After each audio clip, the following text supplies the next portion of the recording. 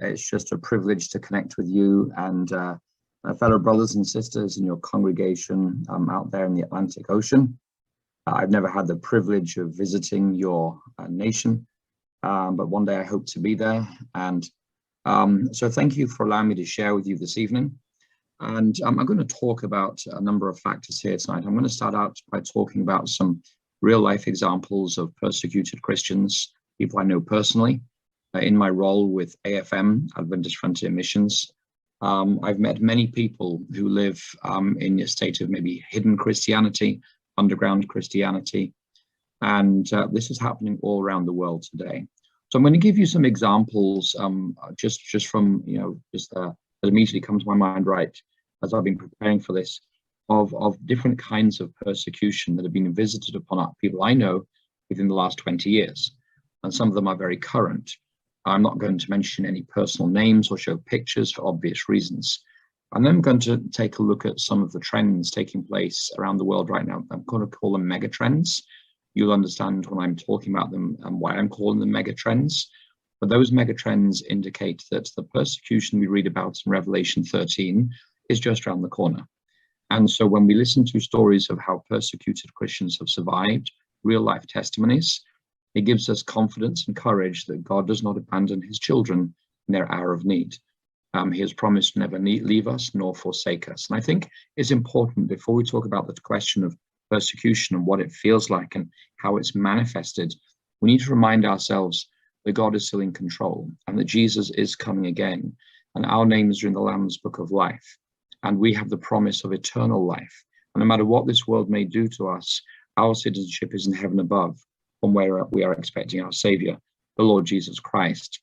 Now, you can probably hear from my voice. My voice isn't what it normally is. I went down with acute laryngitis about 4 Sabbaths ago. I lost my voice completely. I couldn't speak for 2 weeks. And it's slowly coming back. So I'm going to keep watering my vocal cords as we go through this evening, because my voice is still struggling to speak. So I want to talk about first an incident that happened for myself in Tajikistan. Tajikistan is in Central Asia. It's just north of Afghanistan and south of Uzbekistan, Kyrgyzstan, and Kazakhstan. And in the early to mid-90s, Tajikistan was caught in a civil war between an ex-communist government and jihadis coming up from Afghanistan. And it was a vicious civil war. And I was the ADRA country director out there at the time. And that was the kind of country where you didn't walk around on the streets. And when you sat at home, you never sat by the window because there was too much shooting going on. You always sat by the inner walls of the building, wherever you happened to be. And you always dressed down, and you dressed as anonymously as you could to avoid kidnapping, because kidnapping was a major problem out there during the Civil War. Well, one day we won a major funding from the German Foreign Ministry, and part of my job was to go to Frankfurt, sign the paperwork, and then fly back to Uzbekistan, capital Tashkent, take the money from the bank, and cross over the border into Tajikistan. Now, because there was a civil war, there was basically no real law. It was lawless. And for me to declare this bag of money, which was almost $200,000, it was $180,000 if I remember right, and it filled up my suit, my office bag. I came to the border, and there were 6 checkpoints. There was on the Uzbek side, there was customs, border officials, there were border guards, and there were police. And then you walked across a bridge and a red line on the bridge. And then you found yourself in Azerbaijan, where you also had border guards, police, and then customs. And when I watched the people crossing, everybody was being shaken down at every level by the police or the customs or the border guards on both sides of the border to take their money from them, to take any valuables from them. This was just normal. And not only were they taking stuff from them, but there was a lot of unofficial armed agents there, people representing various militias. And if they saw that somebody was wealthy, there was a good chance that person would be kidnapped. And because it's been announced that ADRA had won a large grant from the German government, my staff, knowing that I was a target, had simply disappeared. So I was on my own. And so I stood at the bridge wondering, what am I going to do? Because if I declare the money, I'll certainly lose it. I may lose my life in the process. And even if I lose the money and I get across the bridge, I'm now a target for kidnapping because people think I have access to money. So it's a lose-lose situation. What do you do? So, there were men with guns. It was a violent society. There was no rule of law. And so I offered up a prayer and said, "Dear Heavenly Father, I need to cross this bridge. How am I going to get across?" And at that moment, a little old man came up beside me. He was dressed in Uzbek clothes. He had a wizened face from working in the sun all of his life. And he looked up at me and he said, "Do you want to cross the bridge?" And he spoke it in the perfect English with no accent. And I said, "Well, yes." And it didn't occur to me that how does this man know English? Because in that part of the world in the mid-90s, almost nobody spoke English. And he said, "Well, take me by the arm and just walk with me across the bridge. Whatever you do, don't look up. Don't catch anybody's eye. Just look down at the ground." And so I said, "Okay, maybe this is the answer to prayer." So we went arm by arm, arm in arm, and we walked across the bridge. And we came to the first crossing checkpoint, the police. And it seems that they were blind, so I was invisible. We walked straight by them. And we then walked to the border guards, and it seemed they were hassling everybody, but I just walked straight by them. Nobody checked my password. And then we walked by the police, and nobody stopped me. And then we crossed over the border, and on the Tajik side, there was the border guards, and then there was the customs officials, and then there were the police. And once again, despite the crowds of people at every checkpoint and people being shaken down for their possessions, we somehow managed to make it across with nobody stopping us. Even though as a foreigner, I stood out. My glasses and my shoes gave me away as being a Westerner. And so we crossed over the bridge and we came to a taxi rank. And I looked and I found a taxi, and we hid the money, or I hid the money in the back of the car. And I looked around to thank the old man, but he was gone. He was nowhere to be seen. I looked and looked, but he was gone. And I realized that God had answered my prayer in the face of what would probably have been the loss of the money and possibly loss of my life, or if not kidnapping. God had sent an angel to watch over me. And so that was a beautiful experience. Back in Tajikistan, there were Tajikis, there were jihadis who were hunting foreigners. And they captured a number of foreigners, most of them they killed. And so it fell to me to help organize some memorial services at the United Nations building for some people who had died. There were some French people died, and aid workers. And it was a very violent, bloody society. Life was extremely cheap. And yet in the midst of all those experiences, despite the fact that I was a target, I was very conscious of God's protection and his angels all around me. That happened in the early 90s. And that was with jihadis and lawlessness. And another example of my past was in the late 90s. I was working in Azerbaijan with ADRA, and we were feeding about 700,000 people a month with United Nations or United States Department of Agriculture funding and food. These were people who had lost their homes in the conflict with Armenia over Nagorno-Karabakh. And so one day I was up at one of our regional offices, and I met a lady, and she was referred to by the local Russian staff as Rat Lady. And I thought, no, she has a real name. So I found out her real name. And I sat down with her one evening. I said, "Why do people call you the Rat Lady?" Well, she was a Russian lady. She was about 60 years old. She had her hair was up in a tight bun, and she smelt of garlic. And I wondered why. And so she told me her story, that when she married her husband, and they had twin daughters in the 1960s in Russia, she became an Adventist. At which point the government officially divorced her from her husband, and her two children were put into a KGB orphanage, never to be seen again. And she was exiled from Moscow down to Azerbaijan. That was another socialist Soviet republic of the Soviet Union. And then the Communist Party put her to work at the dirtiest job they think of, which was killing rats in the metro underground system. And she did that for almost 40 years, killing rats in the underground as her punishment for being an Adventist and not knowing where her daughters were. But when the Soviet Union collapsed, she went on a pilgrimage back to Russia, trying to find her daughters. And eventually she found them both. They were living in the city of Volgograd, which used to be Stalingrad in southern Russia. And when she told me her story, she showed me a picture with her two daughters, who were now married women. They were both in their early 40s. And there were tears coming down her face. The tears were not of bitterness or of anger or of rage, for what the KGB had done to her, there were tears of gratitude to God for how God had preserved her daughters and had given her the chance to meet her daughters 40 plus years after the KGB had forcibly taken them from her.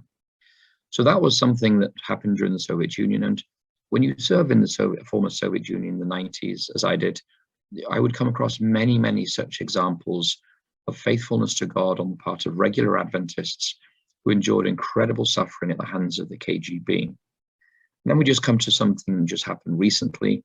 In AFM, we have a project who reach out to people who've had dreams of Jesus, mostly Muslims. And we connected with a young couple who were living in a major Syrian city. And they became Adventists through the ministry of this project. It was all done online. And then they started a house church. And the house church grew until they had about 20 young Muslim men meeting from Sabbath to Sabbath to study the Bible together, either on their own, or we would provide sermons and Bible studies in Arabic from the United States through our own gospel workers at AFM. And this was happening just last year. And the group grew so large that it attracted the attention of the Syrian secret police. And the Syrian secret police were not happy that these large group of young military-age males were gathering to study the Bible in this home in this large Syrian city. So the Syrian secret police got involved, and there was serious pressure brought to bear on the group leader. He was afraid for his life. The threats were credible, and there was also physical violence. So we decided with him that if he was going to stay, he was going to die. So he and his wife left the country. They came to Lebanon, and from there they came to another country. I won't say where, but from the other country, they're now ministering to folks who are still back in Syria, to Syrian refugees across Europe, all via the internet. And they live in a small apartment in a capital of another country, fully engaged in ministry and back to those who remain in Syria and the Syrians who are scattered around the world. Now, this did not come at no cost. There was the physical pain, there were the threats, there was the stress, there was the fear of his life. And his wife, well, we believe because of the trauma, has gone down with a debilitating disease, which has basically left her paralyzed. And so she's a young lady, and yet she is fully engaged in gospel work, proclaiming the gospel to Arab and Syrian women in Arabic and in Armenian and in another language as well, all online. And so even though the world has done this to her and her husband, and they've had to lose everything for the sake of the gospel, they are still witnesses, and they're soldiers for Jesus Christ, leading people to him. So we also have, just as another example, from Southeast Asia, and these are things that happen quite often.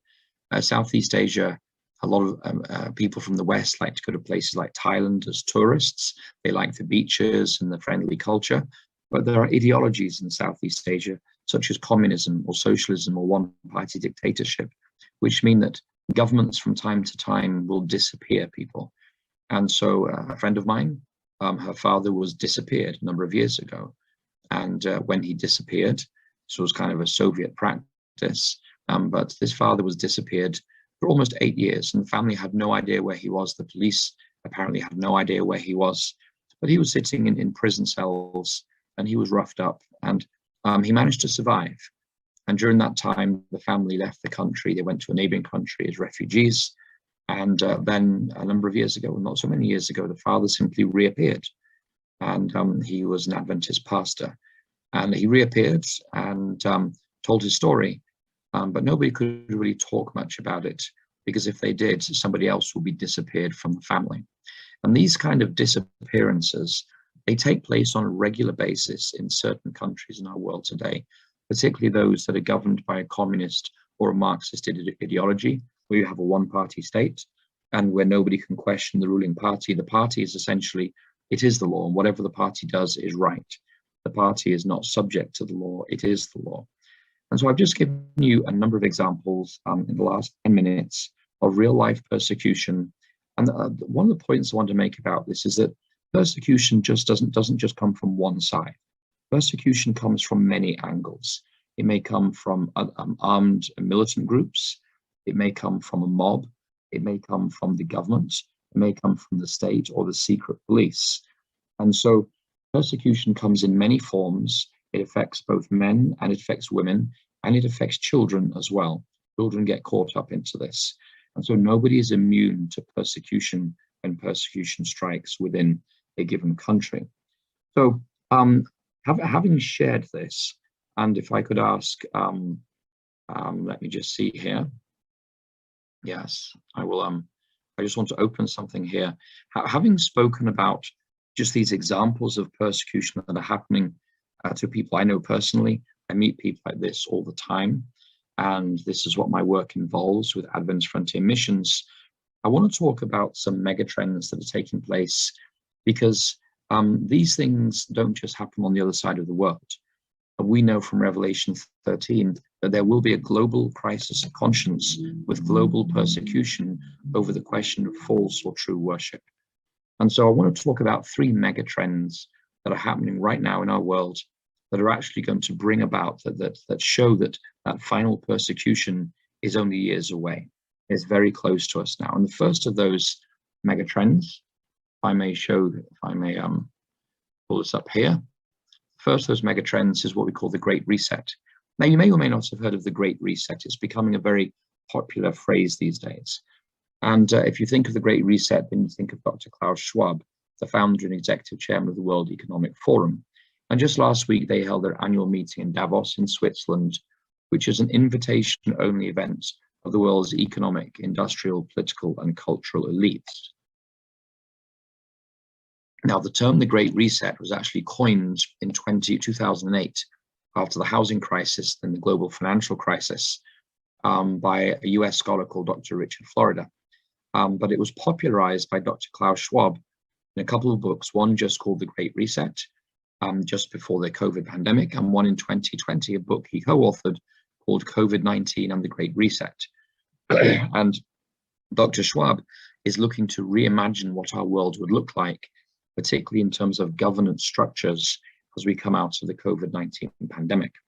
Now, the Great Reset moves us from shareholder capitalism to stakeholder capitalism. And what's the difference, you may ask? Well, shareholder capitalism means that if you buy a stock or a share in Ford Motor Company, the board of Ford Motor Company has a legal duty to maximize the financial returns of all the investors or the shareholders in Ford. And so they will maximize the profits in order to pay you a dividend, and that may help, for instance, pay for your retirement. But with stakeholder capitalism, the board is no longer so concerned with the shareholders, but it is concerned with every possible group who is impacted by the operations of Ford Motor Corporation.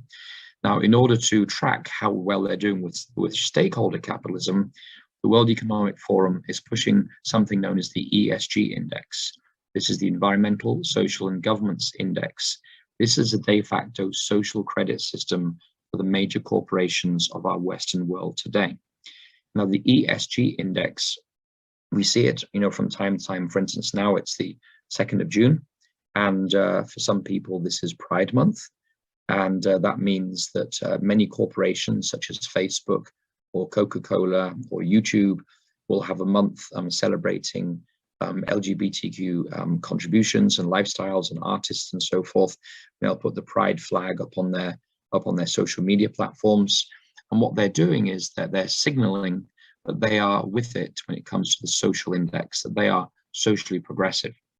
Now, so the ESG index, what it's done effectively through the COVID pandemic, where we've seen tens of millions of small and medium-sized enterprises go bankrupt, and during the pandemic, which has led to a handful of favored corporations globally, corporations such as Amazon or Alibaba in China, Apple, BlackRock, Facebook, and Google. Those are some obvious examples. And these corporations have massive global sway. And we are not their customers, we are their products. So for instance, Facebook, I'm not a customer of Facebook, but I'm Facebook's product, and they sell me and my viewing habits to advertising agencies. So within the Great Reset, and this is where it leans towards final persecution, corporations now act as agents of the state. So what happens is the state is augmented by enormous corporate assets. And because corporations do not answer to voters in any country, It essentially means that government policy is implemented by corporations, and you, the voter in a democracy, have literally no control over what those corporations are doing. And governments can impose their agendas even if they can't get it voted in the National Assembly or Congress or Parliament of your respective nation. The corporations will do the bidding of the governments. So we saw as an example of this in the United States, in the Supreme Court held in early January of this year, that's President Biden's mandates were illegal for corporations with over 100 employees. The president's response was to say, okay, so the Supreme Court says it's illegal, but I want to encourage every major corporation to do it anyway. You can act as an instrument of government policy, even if the Supreme Court has held it to be illegal. And so what is happening here is that because you and I cannot change the president of Ford Motor Corporation or of the major employers within your city, and if those employers are fulfilling government wishes, regardless of what happens in the democratic process, we're moving towards a form of corporate totalitarianism in many parts of the West, where our democracies and citizens with rights are being transformed into compliant populations who are subject to globalist corporations, technocrats, and bilateral government agencies. So that's the first mega trend that's happening around us. It's called the Great Reset. It's happening in front of our eyes. If you just follow the events and the speeches at the World Economic Forum, and you can read about it online, you'll soon realize that these globalist corporations are not acting in your interests, nor do they have any respect for your freedom of conscience or liberty of conscience. They're acting in their own global corporate interests, and it doesn't matter what people think at a local level.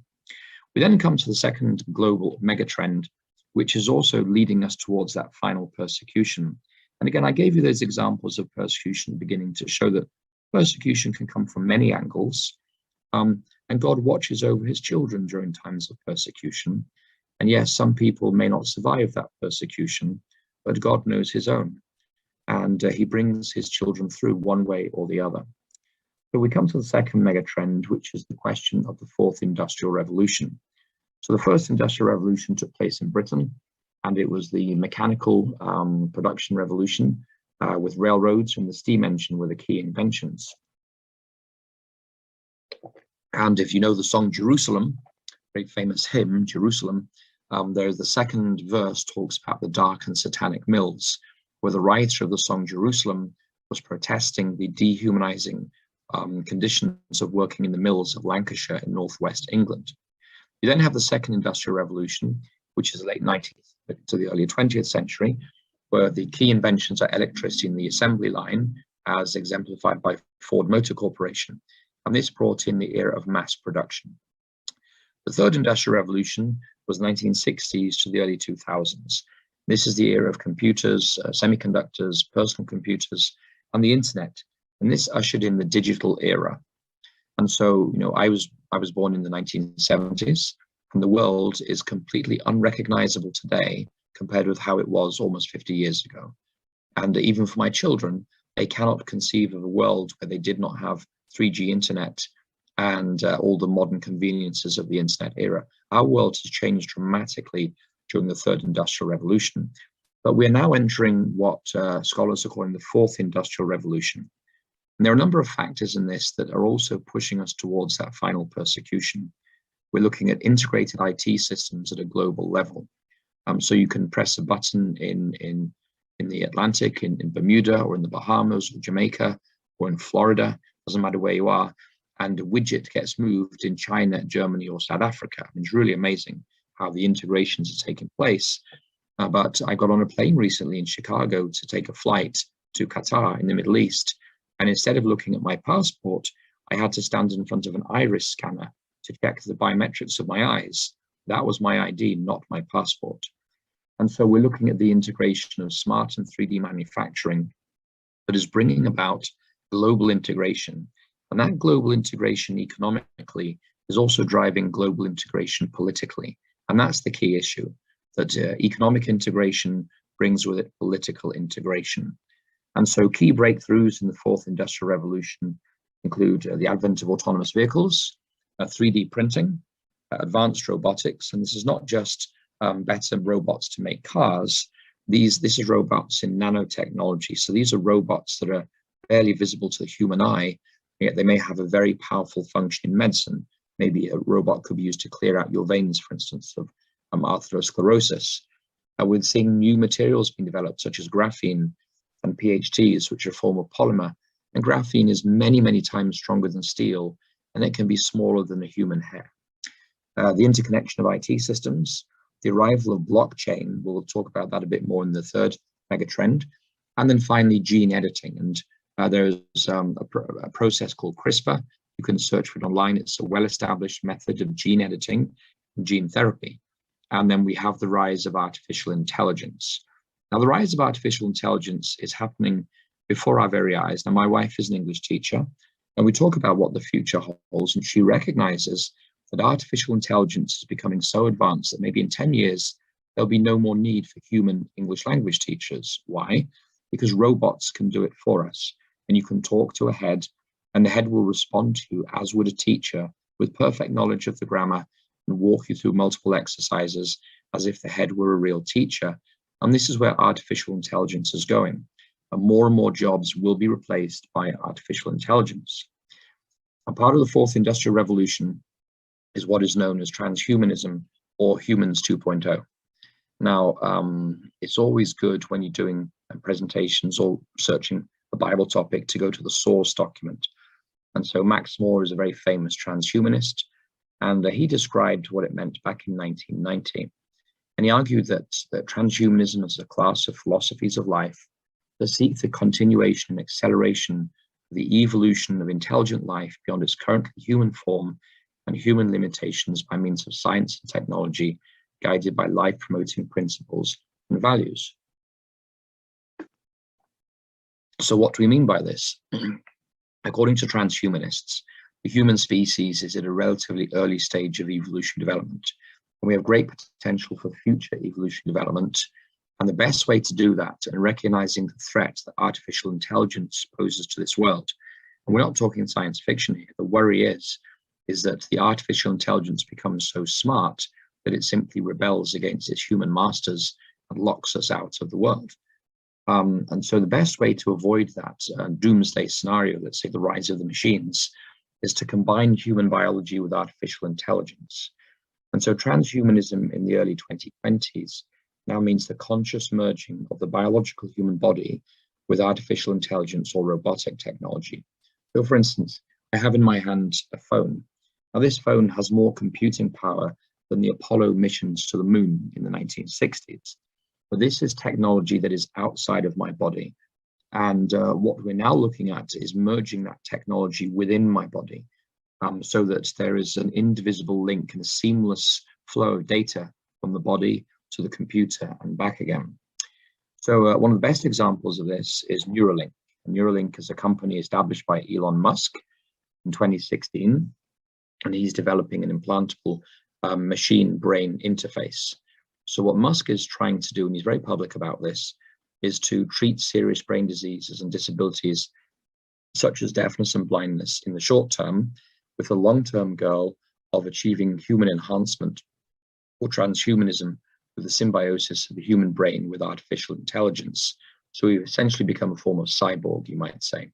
Now, how does this work? Well, what he's currently doing is he's developing with what is called a neural web, which is like a fisherman's net, and it's made of microscopic fibers, thousands of them that are placed on the brain, and they're connected to a microcomputer. And those fibers are smaller than the human eye can see, but they are linked to the synapses of the brain. And nanotechnology robots will make those connections, will link them up, so that just as a cochlear implant can take sound waves and turn it into electronic impulses your brain can understand, this is an established technology from 20 years ago. So the neural web that Elon Musk is putting together will essentially read the electrical impulses of your brain and translate that into human thought that you and I would recognize. So for instance, if I've lost my arm in an industrial accident, I would be given a prosthetic arm, and I would have this neural web put into my brain. And this is the idea anyway. And that if I think to myself, I want to pick up that cup, this cup here, the very thought would be picked up by the computer in my brain, which is connected to the internet, which by Wi-Fi would tell my robotic arm what to do. So as I think, I'm merged with the internet. My brain and the internet are forever connected. And when I think something, the internet then sends commands to my arms to do things. Now you may think this is science fiction, but it's not science fiction. This experimentation has been going on with rats and monkeys for a few years, and the human experimentation is due to begin later this year or early 2023. Now, beyond that, transhumanism means that humans will be connected to the internet via technology in our brains, eventually and potentially so that your memories, your knowledge, and your thoughts can be downloaded to a server. When you think about the implications of that, who are you? Well, when you marry somebody, if they lose an arm in an accident, that doesn't mean you can divorce them. They've just lost an arm. So the body is not so important in marriage as the mind. When you marry somebody, it's really a meeting of minds. And yet with transhumanism, there is the possibility, and it may well be a probability, that with these devices in the brains, we can download our memories, our knowledge, and our thoughts onto a server. And when this body dies, then those memories, knowledge, and thoughts can be re-uploaded into a baby's body, and I achieve functional immortality. So again, this is not the stuff of science fiction. This is what scientists are working on as we speak, and they're looking at not just gene editing and editing out hereditary diseases, which is a good thing of gene editing, but they're looking at fundamentally expanding what it means to be a human being, and that's transhumanism.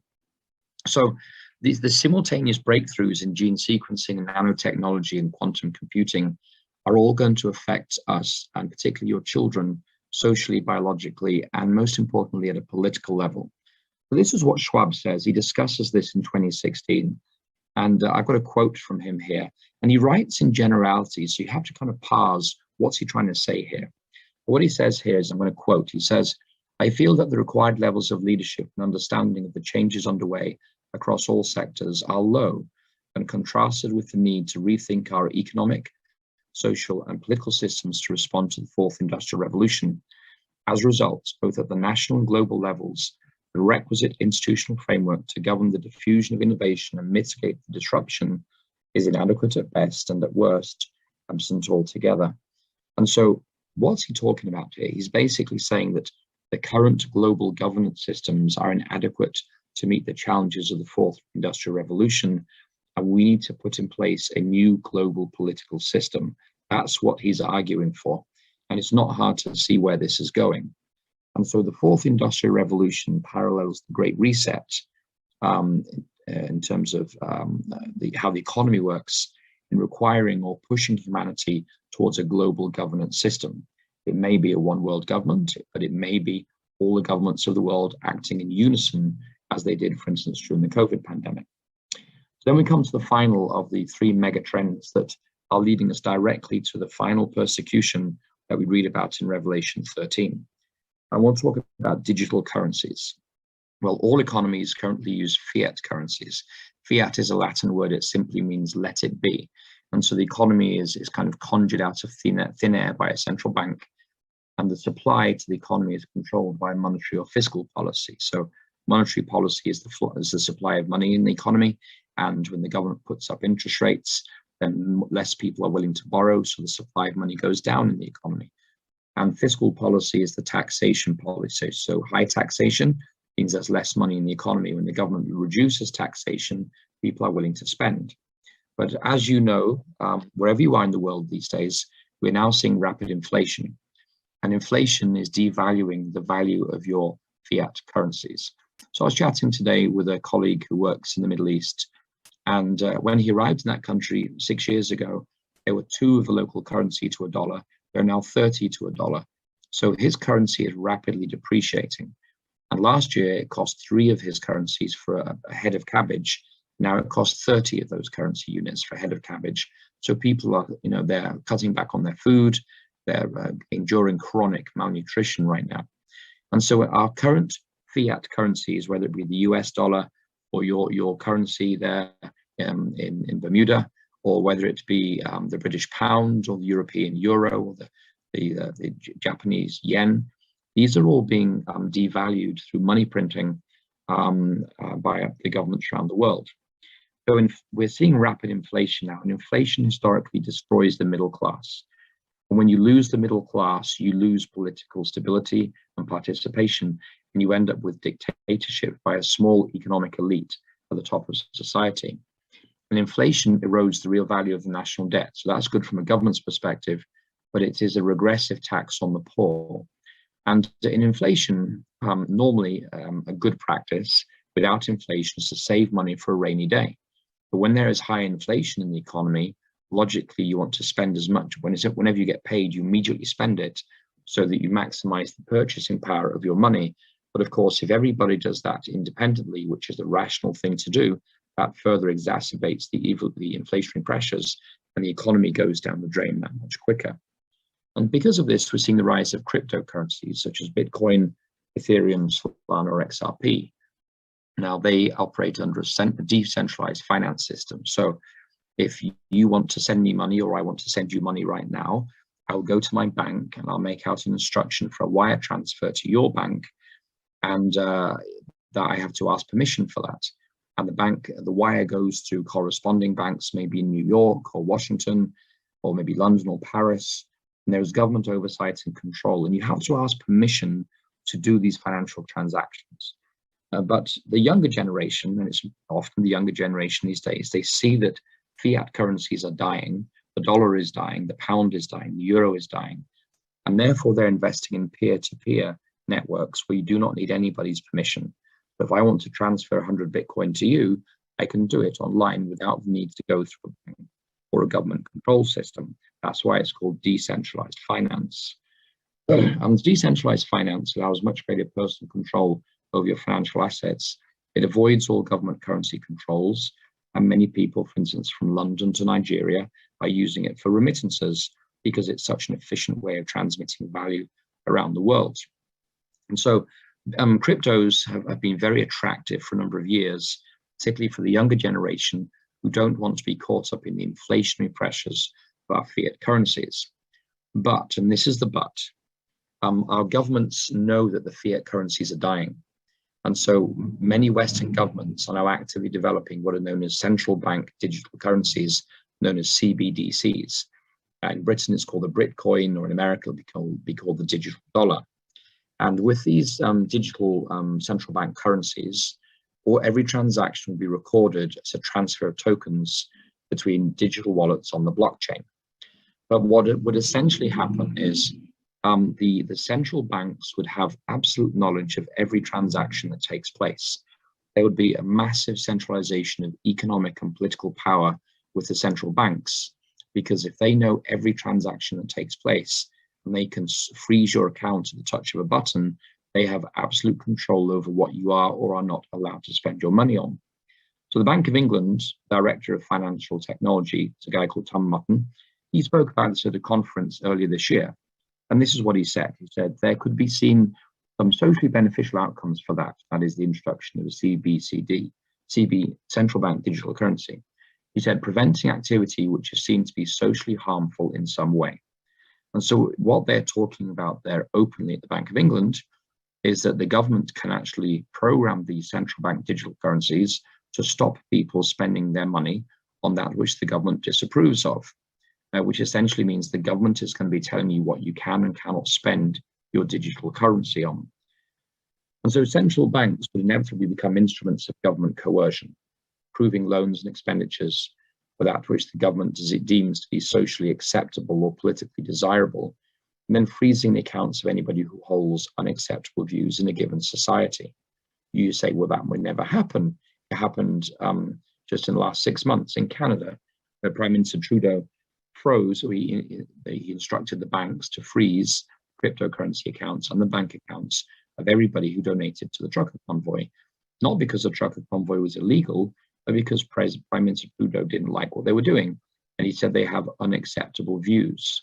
But it's only a matter of time before, for instance, the Bible is declared to be hate speech, or what we read in the book Great Controversy is declared to be hate speech and is unacceptable to the global elites. Then everybody who's contributed to maybe buying those books or has been contributed to the Adventist Church, their accounts may be frozen just as well as they were frozen up in Canada just a few months ago. So in 20th to 29th of March this year, there was a World Economic Summit held in Dubai. For over 4,000 participants from all around the world, these were central bankers, technocrats, and politicians. This didn't make the Western media, and for obvious reasons, because they were talking about the shift to a new global financial system. And the keynote speech was given by Dr. Malmgren, who was the US Special Economic Advisor to President George W. Bush. And this is what that person said. I'm quoting from the speech.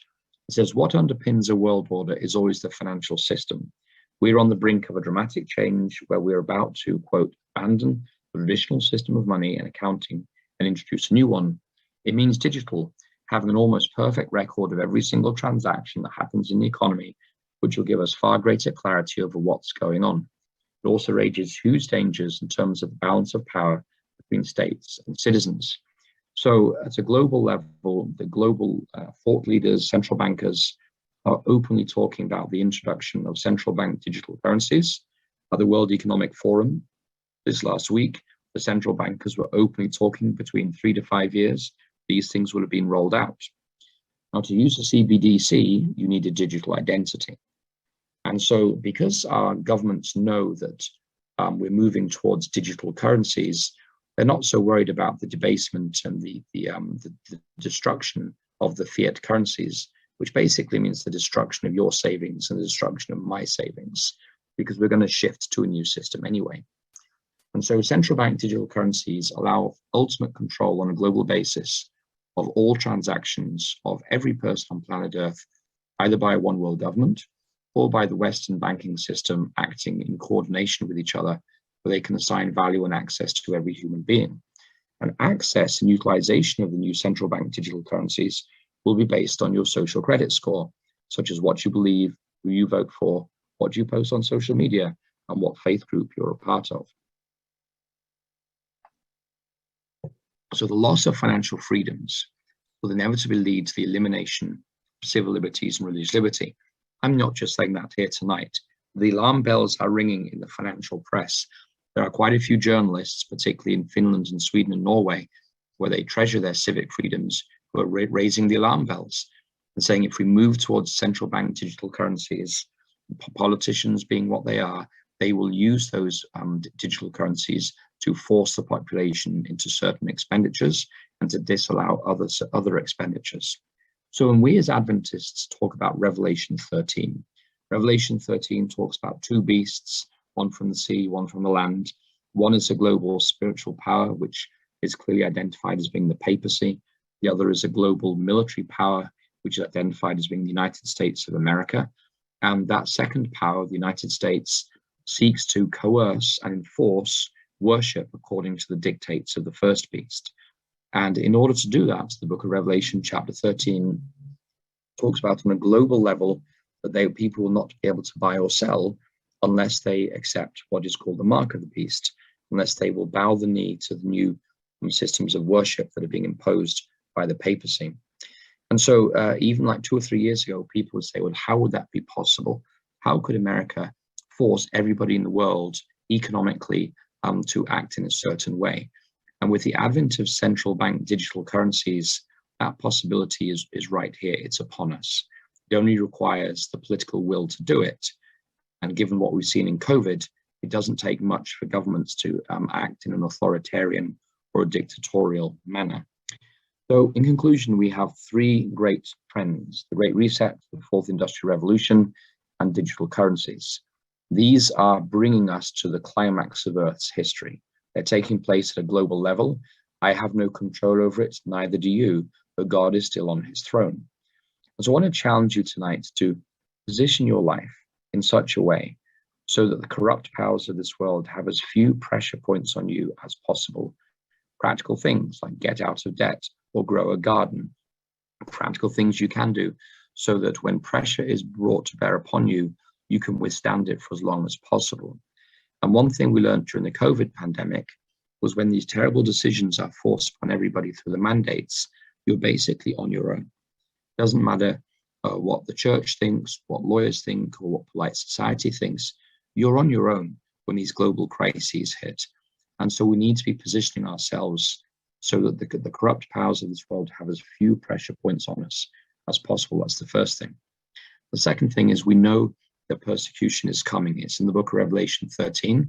And with these megatrends taking place around us, the architecture, that final persecution is being put in place in front of our very eyes.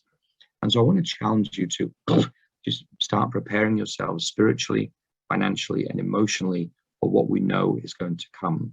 The question is, does the world have such a hold over you that you'll give in to the slightest bit of pressure? Is there something in this world that you love so much that you'll give up even your faith in order to keep that temporary thing in your life? Is there something material in your life, maybe something that gives you comfort, that you would be happy to lose eternity for in order to keep that material thing today? And if so, maybe it's time to reevaluate our priorities. And like Lot's wife, to realize that if we focus on that which brings us material comfort, that's not going to help us in the long term. So we need to start preparing ourselves spiritually, financially, and emotionally, because those examples of persecution that I started out with, I know all of those people personally. Most of them are still alive.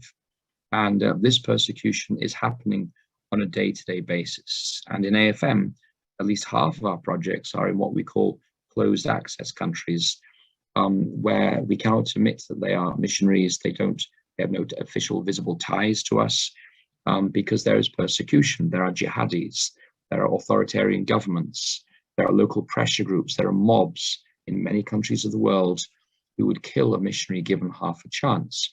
We deal with this on a regular basis in AFM. And so when people are preparing to go to a closed access country where they do not want missionaries and they do not want the gospel, and it's illegal to convert somebody and illegal to baptize somebody, so missionaries have to be prepared for that. And I want to challenge you today that when we look at these mega trends, that global persecution is just around the corner. If the World Economic Forum central bankers are saying we're going to have central bank digital currencies within 3 to 5 years globally, and that gives you a time span for how quickly the global architecture will be in place to impose global no buy and no sell mandates. And then finally, I want to challenge you to invest in gospel work while you have the freedom to do so. But while you have cash in your pocket, you can spend it in a way that nobody can control. And so invest now and reprioritize your life and your assets in gospel work, so that when we can no longer use our economic assets to spread the gospel, we've already done everything we can do while we have the liberty to do that. And you may think that, on our island nation, this is not going to affect us. But, when COVID struck all across the Caribbean, there were very strict COVID measures. And those COVID lockdowns didn't just take place in Shanghai or in Washington or in London. It affected every nation of the world, including your own. And so while you have the freedom to do so, not just prepare yourselves spiritually and emotionally and financially for what we know is coming, but also invest in gospel work in your community. Be a blessing to your neighbors. Invest in literature, because when we are no longer able to use social media, we can still give out literature and glow tracts and books like Great Controversy, Desire of Ages, or Steps to Christ. So invest in gospel work while you have the freedom to do so. One thing I've discovered when I chat with people who are facing persecution is time and again, people do not pray so much that the persecution comes to an end, although they would like that. But more often the prayer is that God would give them the grace to survive it, and that God would give them the courage not to give in to the persecution, the pressure that is being brought to bear upon families in different parts of the world, even today. This persecution is real. And there's a ministry called Voice of the Martyrs. And if you look at their website, it's called persecution.com. That is persecution.com. You'll see real life stories of persecution happening in Inter-America and in Africa and in Europe and in Asia and in Oceania. This persecution is growing all around the world. And the US State Department has a Commission on International Religious Freedom. It's the US Commission on International Religious Freedom. And they produce an annual report every year. And they detail the persecution taking place in every country around the world. And what strikes you in that annual report, and you can download it for free from the US State Department website, is the Commission for International Religious Freedom you do Google search, the latest report will come up. What will strike you is how many countries persecution is a real factor. And it's more and more countries around the world today we're finding where people do not respect liberty of conscience, do not respect religious freedom, and in particular, they do not want to hear about the man from Nazareth. And so while you have the freedom to do so, prepare yourselves for what is coming and invest in gospel work so that when Jesus comes again, because we know he is, that's the end of the story, as many people as possible will be found in the Lamb's Book of Life. So I want to draw my time here to a close here, just with a word of encouragement. Persecution is real, it is true. It's happening in many parts of the world. It doesn't matter whether you're male or female, young or old. It doesn't matter whether you're a pastor or a member of the church. When Satan is angry with the church and he's in control of either the mob or the government, that persecution comes knocking on your door. But from what I've seen of persecution is that when people are prepared for it and they no longer have any gods in this world and their focus is on heaven above and that city whose architect and builder is God, and this world has no hold over them in terms of material possessions, those people are able to survive and to thrive and be a light on a hill. So my final thought is this: you live in a beautiful part of the world where the sun shines bright. And if you light a candle at midday outside your home in the street, nobody's going to see the light. But as the darkness gathers and you approach midnight, everybody in the street can see that candle. Now, the candle hasn't changed. What has changed is that the darkness has gathered all around it. And as we're living in a world of gathering darkness, where religious liberty and freedom of conscience are no longer respected, and persecution is increasingly happening all around the world, even if you don't change how you live your life, you will find that the very fact that you bear the name of Christ is a standing rebuke to the wickedness and the evil of our societies, and it will attract the attention of the forces of evil, because where the light of the world, it shines, as John 1:5 says, and the darkness did not overwhelm it. It tells us that there will be conflict between light and darkness. We are the light of the world. There will be conflict. Jesus is coming again. So be of good courage and never forget the promise that he that surviveth to the end, or he that endureth to the end, shall be saved. So Pastor Hector, I'd like to pass back to you now, and you can host the conversation that will take place.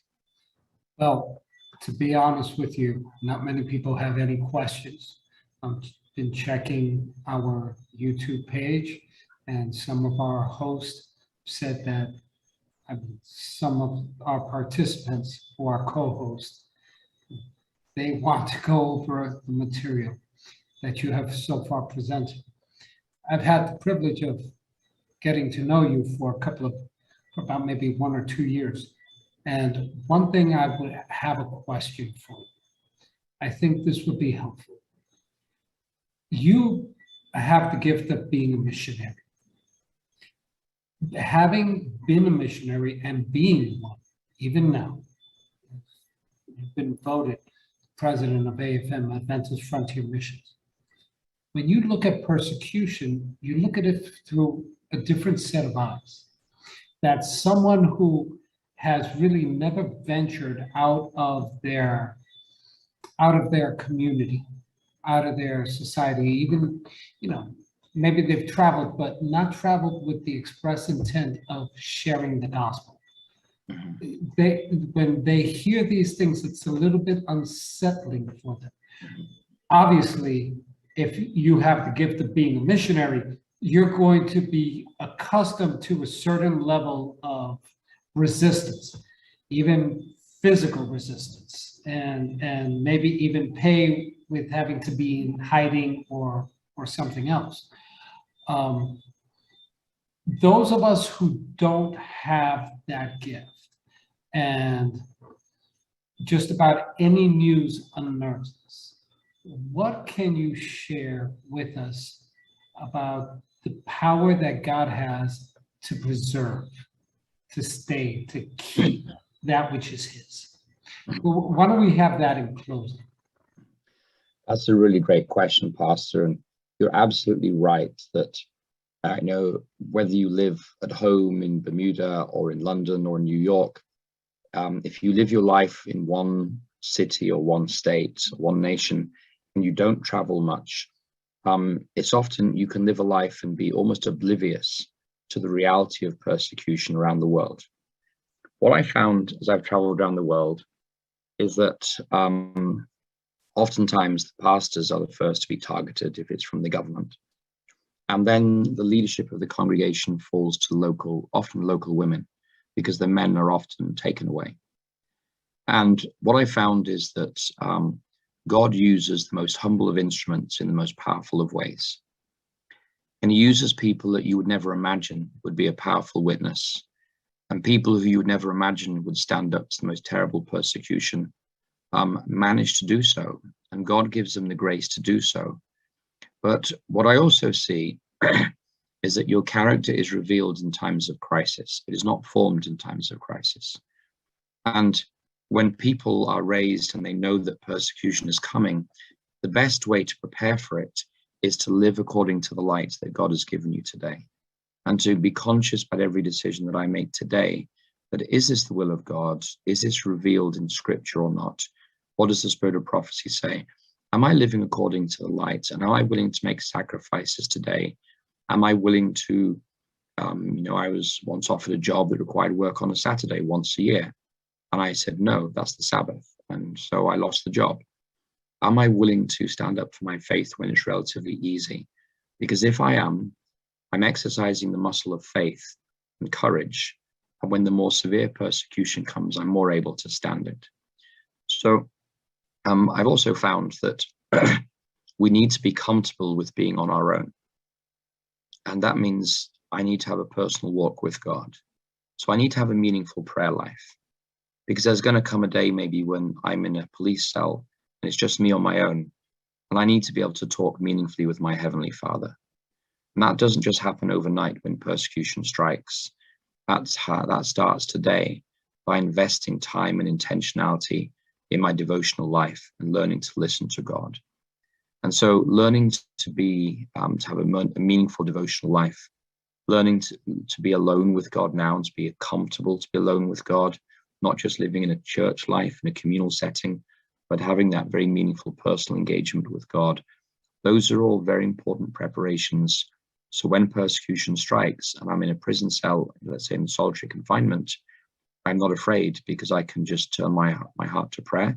I know that God is with me. And I may have memorized some favorite passages, some favorite promises of scripture that give me comfort in those times. So there's much we can do today to prepare ourselves for what is coming. We know these things are coming. And the other thing I've noticed is that persecution, when we read books about persecution, there's books about Christians being persecuted in China, the book always tells the story from the perspective of the end of the story, and tells the story of somebody who survived maybe 30 years in communist camps. But that person didn't see the story from that perspective. They just saw the story from a day-to-day perspective. Would they survive that day? And they didn't know what the next 20 years of the story would look like. And so when we look at people who survived incredible persecution, their goal was simply to survive the day. Can I be faithful to God today? And Jesus said we're not to worry about tomorrow. Tomorrow has enough worries of its own.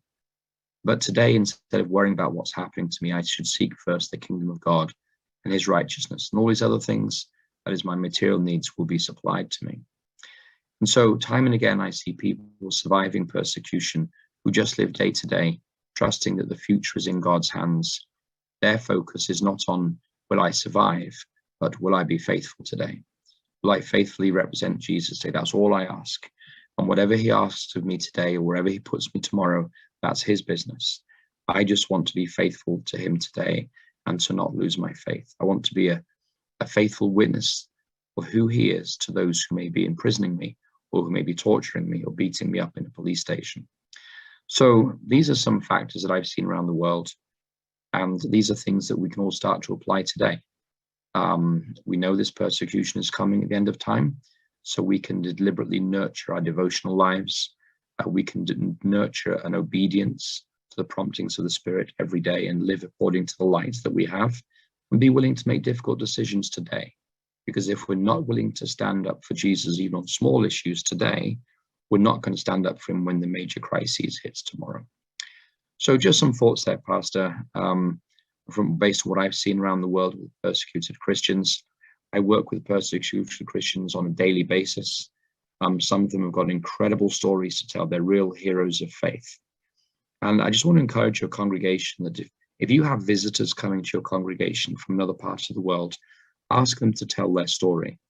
And the chances are you will hear stories of faithfulness under fire and perseverance under persecution and the peace of God despite the pain that the government is inflicting upon people. So take the chance to listen to the stories of maybe refugees or people who arrive in your home church and from another part of the world. The chances are they'll have an incredible story to tell. Doctor, thank you. Thank you for your time. Best to your wife and to your congregation, to your church. Thank you again. Would you My close pleasure. us off? Just before we go, tell us a little bit about Adventist Frontier Missions and what we can do to help support Adventist Frontier Missions. Okay, thank you. So Adventist Frontier Missions, our website is afmonline.org, and I'll just put that in the chat there so that everybody can see it.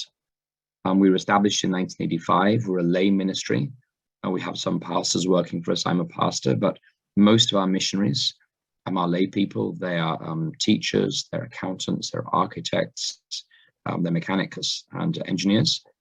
And we work among unreached people groups in the 1040 mission window. So we mostly work in North and West Africa, in the Middle East, and across Southeast Asia. And we have career missionaries who serve for up to maybe 20 or 30 years in an unreached people group, learning the language, living incarnationally, raising their children there, and planting churches. And then we hand those back to the wider church. And we also have short-term missionaries, people who serve for 1 year at a time.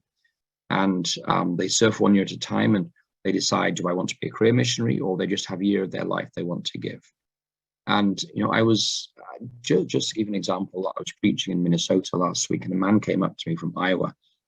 And Sister White talks about the reflex influence that when a church supports foreign missions, God blesses the home church in incredible ways.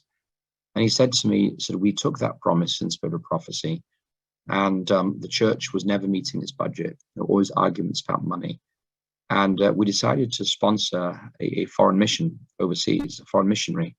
And they paid, you know, a small amount, like $50 a month from the church budget. But he said, the moment we started to support foreign missions, we discovered that God supplied all of our needs in our home field, in our home church. And we had a sense of unity and common purpose that we never had before. And so I want to encourage you, if you have somebody who wants to serve as a student missionary, have them connect with us at AFM. You can see our website there. They can fill out the application form online. We can interview them. And if they get approved, I just want to encourage you as a church to support them, because as you support that person, they become your missionary overseas, and their mission becomes your mission. And the spiritual struggles they're facing are an invitation for you to join in the spiritual warfare of mission service. So if you have people who want to serve as missionaries, they can connect with us. If you as a congregation want to support a missionary, maybe from your congregation every year, and this becomes part of your church's DNA, I believe you will find God will bless your congregation in amazing ways. So we say, pray, give, or go. We can all do one of those three things. And we have missionaries from Africa, from Latin America, from South Africa, from Europe, and soon from Southeast Asia as well. So many of our missionaries are not from America, and we're blessed by the diversity of gifts that God brings through these missionaries from around the world. So thank you for allowing me for a chance to share, and you can check out our website at afmonline.org. Would you close us off with a word of prayer, please? Okay. Dear Heavenly Father, I want to thank you for the privilege of connecting with Pastor Hector and with the congregation where he serves. Lord, I want to thank you for this congregation, that they've made it through the pandemic. I thank you for those who survived with their lives intact. And Father, I pray your comfort upon those who are grieving any losses they may have experienced. Draw near to them, Father, as the comforter.